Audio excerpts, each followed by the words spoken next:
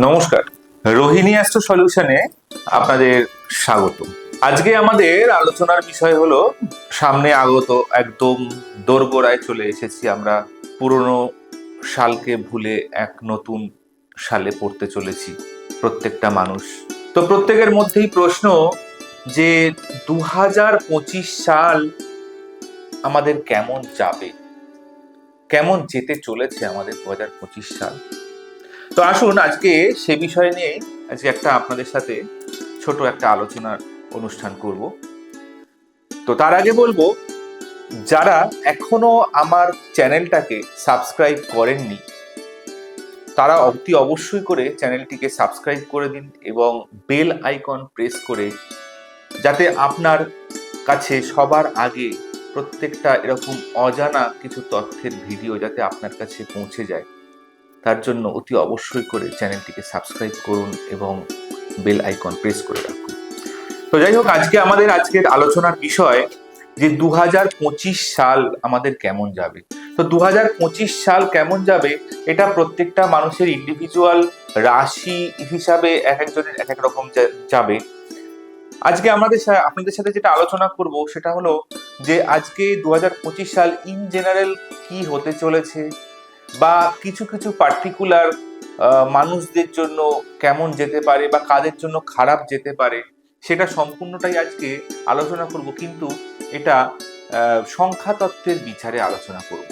তো সংখ্যাতত্ত্বের বিচারে আপনাদের 2025 সাল কেমন যাবে আসুন জেনে নেওয়া যাক। তো সবার প্রথমে বলবো যে 2025 সাল 2025 এই টোটাল নাম্বারটাকে যদি আমরা যোগ করি, তাহলে টোটাল নাম্বারটাকে আগে যোগ করুন। 2 যোগ 0 যোগ 2 যোগ 5, তাহলে টোটাল হবে দেখবেন 9। আর 9 নাম্বারটাকে আমাদের অ্যাস্ট্রোলজিতে বা নিউমারোলজিতে বলা হচ্ছে হলি নাম্বার বা ইউনিভার্সাল নাম্বার। তো 9 নাম্বারটা ইউনিভার্সাল নাম্বার যেহেতু, এবং পাশাপাশি সেই 9 নাম্বারটা কিন্তু রুল করে কিন্তু মঙ্গল।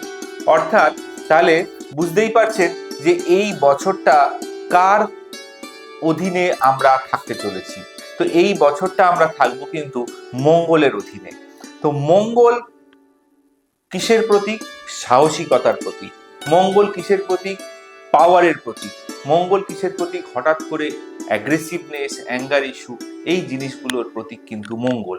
তো এই মঙ্গলকে আমাদের দেখতে হবে যে প্রত্যেকের ইন্ডিভিজুয়াল চার্টে মঙ্গল কেমন আছে। তো সেটা তো রাশিগতভাবে বিচার করে দেখা যাবে। কিন্তু আজকে যেটা আমরা জানবো যে এই যে আজকের 2025 যেটা আসতে চলেছে তার টোটাল নাম্বার হলো 9। 9 অর্থাৎ মঙ্গলের নাম্বার। এবার এই মঙ্গলের নাম্বার দ্বারা কোন কোন নাম্বারের জাতক বা জাতিকা বা ছেলে মেয়ে যাদের কথাই বলুন না কেন, তাদের কেমন যেতে পারে। তো তার জন্য যে আপনাদের মনে হতে পারে যে মঙ্গলের নাম্বারের সাথে তো আমাদের কারোর 1 আছে মূলাঙ্ক, বা কারোর টোটাল নাম্বার জন্ম তারিখের যোগফল 2 আছে, কারোর 3 আছে। তো কার কিরকম যাবে, তো এটার একটা নতুন ভাবে একটু ক্যালকুলেশনটা এবার আপনাদের করতে হবে। কিরকম করতে হবে? আপনাদের মনে করুন কারোর জন্ম তারিখ হচ্ছে 12/3/2000 সাল। তো এই 12/3/2000 সাল যদি কারোর জন্ম হয়, তাহলে তার কিন্তু টোটাল যেটাকে বলা হচ্ছে ডেস্টিনি নাম্বার, সেটা কিন্তু হচ্ছে 12 মানে 2 আর 1 3, আর 3 মানে 6, আর 2 8 হচ্ছে তাদের কিন্তু টোটাল ডেস্টিনি নাম্বার। কিন্তু এবারের ক্যালকুলেশনটা যেটা হবে সেটা কিন্তু এইভাবে হবে না। এবারের ক্যালকুলেশনটা করতে হবে কি, আপনাদের জন্ম তারিখ আর জন্ম মাসটা নেবেন, আর যেটা আসতে চলেছে যে সাল সেই সালটা নেবেন, অর্থাৎ 2025 সালের টাকে নেবেন। তাহলে দেখবেন যে নাম্বারটা বেরোচ্ছে সেই নাম্বারটা দিয়ে কিন্তু 9 এর সাথে ক্যালকুলেট করা হবে যে আপনার এই বছরটা ভালো যাবে না ভালো যাবে না। তা এই নাম্বারটা এবার যেটা আমি আপনাদের একটু আগে বললাম যে 12/3/2000 সালে যদি কারোর জন্ম হয়, তাহলে সে কিভাবে কাউন্ট করবে? সে কাউন্ট করবে 12/3/2025, এইভাবে কিন্তু যোগ করবে। যোগ করে টোটালে দেখবেন তার যে নাম্বারটা আসছে সেই নাম্বারটাই কিন্তু তার জন্য এই বছর রুল করবে।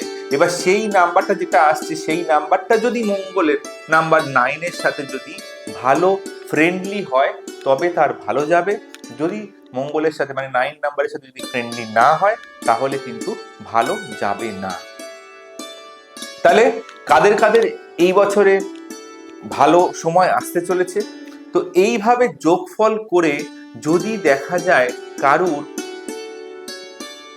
টোটাল নাম্বার 1, 2, 3, 5, 6, 7 আর 9 যাদের আসছে তাদের কিন্তু মোটামুটি ভাবে বলা যাচ্ছে যে এই বছরটা তাদের কিন্তু ভালো যাবে।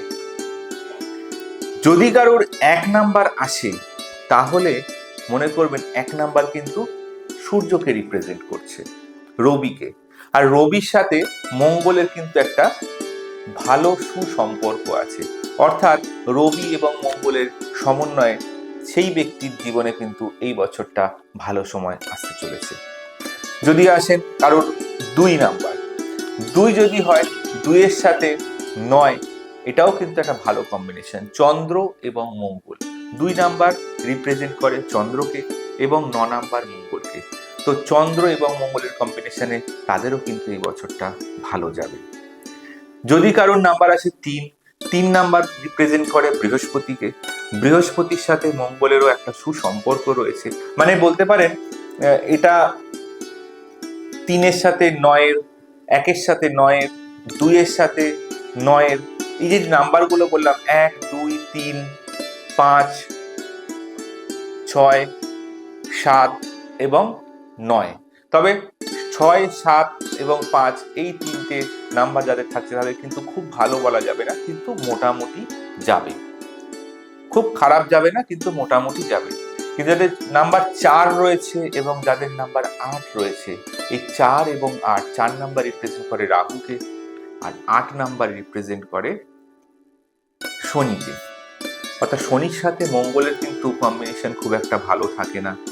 তাদের লাইফে কিন্তু বিভিন্ন রকম অশান্তি, ঝুট ঝামেলা, কর্মক্ষেত্রে অশান্তি, পারিবারিক অশান্তি, এই জিনিসগুলো কিন্তু ভুগতে হতে পারে।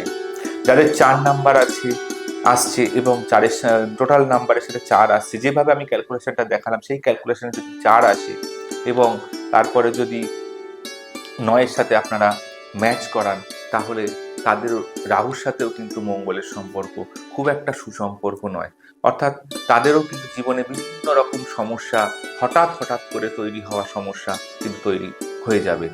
এই ভালো আছেন, হঠাৎ করে খারাপ একটা সিচুয়েশন তৈরি হয়ে গেল। এই সমস্যাগুলো কিন্তু আপনাদেরকে এবার ফেস করতে হতে পারে। তো যাদের ভালো যাবে তাদের খুব ভালো যাবে, যাদের কথা বললাম মিডিয়াম যাবে তাদেরও ঠিকঠাক আছে, যাদের খারাপ যাবে তাদের কিন্তু খুবই খারাপ যেতে চলেছে এই আগামী 2025 সাল। তো এর জন্য কি করণীয়? এর জন্য যেটা করণীয় সেটা হলো আপনারা মঙ্গলকে সন্তুষ্ট করুন। যাদের ভালো আছে, যাদের মোটামুটি যাবে, যাদের খারাপ যাবে, প্রত্যেকের জন্যই বলছি, যদি এই বছর শুরুর আগে থেকে মোটামুটি শুরুর 9 দিন বা 10 দিন আগে থেকে যদি আপনারা হনুমান চল্লিশা পড়া শুরু করেন তাহলে কিন্তু মোটামুটি ভাবে বলা যায় যে আপনাদের এই বছরের কিছুটা সময় হলেও কিন্তু ভালো সময় মুখ দেখতে পাবেন। যাদের 1 নাম্বার, যাদের 2 নাম্বার, যাদের 3 নাম্বার তাদের জন্য বলবো আপনারা অতি অবশ্যই করে সময় ভালো গেলেও আপনারা অতি অবশ্যই করে হনুমান মন্দিরে যাওয়া শুরু করুন, হনুমান চল্লিশা পাঠ করুন এবং পাশাপাশি বলবো আপনারা মঙ্গলবার করে পাখিদেরকে একটু মুসুরির ডাল ছড়িয়ে খেতে দেওয়ার চিন্তা ভাবনা করুন। যারা আর্মি পুলিশ প্রফেশনে আছেন তাদের ওপর একটু চাপ বাড়তে পারে, কারণ যেহেতু এটা মঙ্গলের বছর, তো মঙ্গল কিন্তু মানে সৈনিক, পুলিশ এই সমস্ত কর্মকে রিপ্রেজেন্ট করে। তো তাদের উদ্দেশ্যে একটু প্রেশার থাকবে, তাদের উদ্দেশ্যে একটু কাজ থাকবে এবং কাজের চাপ থাকবে। যারা মনে করছেন মেডিকেল ফিল্ডে রয়েছেন তাদের জন্য কিন্তু বলবো এই বছরটা কিন্তু মোটামুটি ভাবে ভালোই বলা যাচ্ছে। একটু কর্মের প্রেশার থাকবে, তাদেরকে কর্ম নিয়ে একটু চিন্তিত থাকতে হবে। মানে কর্ম চলে যাওয়ার চিন্তা নয়, কর্মটা এত পরিমাণে কর্মের চাপ থাকবে, তাদের উপর কিন্তু একটু প্রেশার আসবে। যারা মনে করছেন যে মোটামুটি আপনারা নিজেদের পড়াশোনার জগতে রয়েছেন, তাদের উদ্দেশ্যে বলবো যারা এই নাম্বারগুলো থেকে বিলং করছেন, তাদের কিন্তু পড়াশোনা নিয়ে একটু জোর দিতে হবে। না হলে কিন্তু তাদের পড়াশোনায় কিন্তু একটা অবনতি তৈরি হতে পারে, অবনতি সিচুয়েশন। তো এই জিনিসগুলো কিন্তু অতি অবশ্যই করে আপনাদেরকে খেয়াল রাখতে হবে। আর আপনাদের বাকি কাদের কোন নাম্বার হলো এইভাবে ক্যালকুলেশন করে অবশ্যই করে কিন্তু আমাকে কমেন্টসে জানাবেন, এবং আপনাদের কেমন যাবে সেটা কিন্তু উত্তর আমি আপনাদেরকে দেব। অতি অবশ্যই করে কিন্তু কমেন্টসে জানাবেন আপনাদের কেমন যেতে চলেছে, বা আপনাদের নাম্বারটা কি আসছে। টোটাল নাম্বার যেভাবে আমি ক্যালকুলেশনটা দেখিয়ে দিলাম, বলে দিলাম যে আপনাদের জন্ম তারিখটা নেবেন এবং মাসটা নেবেন। আর 2025 মানে যেহেতু এটা ইউনিভার্সাল ইয়ার, ওই ইয়ারটা নেবেন। এইভাবে ক্যালকুলেশন করে টোটাল নাম্বার যেটা আসছে সেই নাম্বারটা আপনার জন্য ভালো কি ভালো নয় অতি অবশ্যই করে কিন্তু জানাবেন। কেমন থাকবেন, কেমন আছেন সেটাও কিন্তু অতি অবশ্যই করে জানাবেন। তবে আজকে এই অনুষ্ঠানটা এখানেই শেষ করছি। এর পরবর্তীকালে কিন্তু ইন্ডিভিজুয়ালি রাশি কাদের কেমন যাচ্ছে বা যাবে, সামনে 2025 সাল কোন রাশির কেমন যেতে চলেছে সেটা নিয়েও কিন্তু আলোচনা করব। তাই অতি অবশ্যই করে কিন্তু চ্যানেলটিকে সাবস্ক্রাইব করে দেবেন, এবং প্রত্যেকটা ভিডিও আপনাদের কাছে যাতে পৌঁছয় তার জন্য বেল আইকন প্রেস করবেন, এবং প্রত্যেকটা ভিডিও যখন আপনাদের কাছে যাবে অবশ্যই করে কিন্তু দেখবেন এবং কমেন্টস করবেন। নমস্কার।